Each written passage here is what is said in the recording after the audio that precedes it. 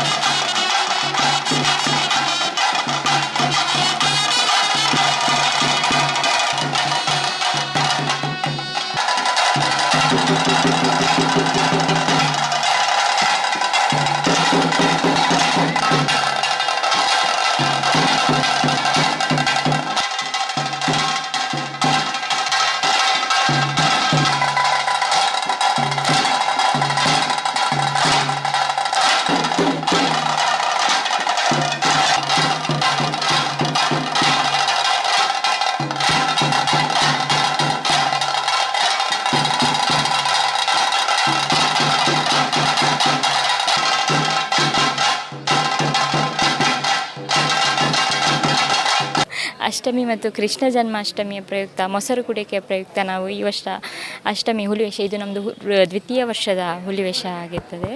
Iron Kingdom tigers ಅಂತ ಬಲಾಯ್ಪಾದೆ ಜಿಮ್ಮಿಂದ ನಾವು ನಮ್ಮದೊಂದು ಜಿಮ್ ಇದೆ. ಆ ಜಿಮ್ಮಿಂದ ನಾವು ಈ ಹುಲಿವೇಷನ ಇದು ಮಾಡ್ತಾಯಿದ್ದೇವೆ, ಆರ್ಗನೈಸ್ ಮಾಡ್ತಾಯಿದ್ದೇವೆ. ಸ್ಪೆಷಲ್ ಏನಂತಂದರೆ ಎಲ್ಲ ಸಾಂಪ್ರದಾಯಿಕ ಬಣ್ಣವನ್ನು ಮಾಡಿ ಜಟ್ಟಿ ಕಟ್ಟುವುದು ಎಲ್ಲ ಸಾಂಪ್ರದಾಯಿಕವಾಗಿ ಬಣ್ಣವನ್ನು ಮಾಡಿದ್ದೇವೆ ಈ ವರ್ಷ. ಇದು ಒಂದು ನಮ್ಮದು ತುಳುನಾಡ ಸಂಸ್ಕೃತಿ ಕೂಡ ಹುಲಿವೇಷ ಅಂತ. ಸೊ ಅದನ್ನು ಉಳಿಸ್ಕೊಂಡು ಬರಬೇಕು ಅಂತ ನಾವು ಅದನ್ನು ಕಂಟಿನ್ಯೂ ಮಾಡ್ತಾ, ಅಂದರೆ 1 ವರ್ಷ ಮಾಡಿದ್ವಿ, ನಿಲ್ಲಿಸುವ ಅಂತ ಅಂದ್ಕೊಂಡ್ವಿ. ಆದರೆ ಎಲ್ಲರೂ ಸಹ ತುಂಬ ಕ್ರೇಜ್ ಇದೆ ಉಡುಪಿಯಲ್ಲಿ ಹುಲಿವೇಷ ಅನ್ನೋದು. ಅದಕ್ಕೋಸ್ಕರ ನಾವು ಅದನ್ನು ಈಗ ನಮ್ಮದು ಮುಂದಿನ ಪೀಳಿಗೆಗೂ ಕೂಡ ಅದನ್ನು ತಿಳಿಸ್ಕೊಡ್ಬೇಕು ಅಂತ ಅದನ್ನು ಉಳಿಸ್ಕೊಂಡು ಹೋಗೋಕ್ಕೆ ಪ್ರಯತ್ನ ಮಾಡ್ತಾಯಿದ್ವಿ.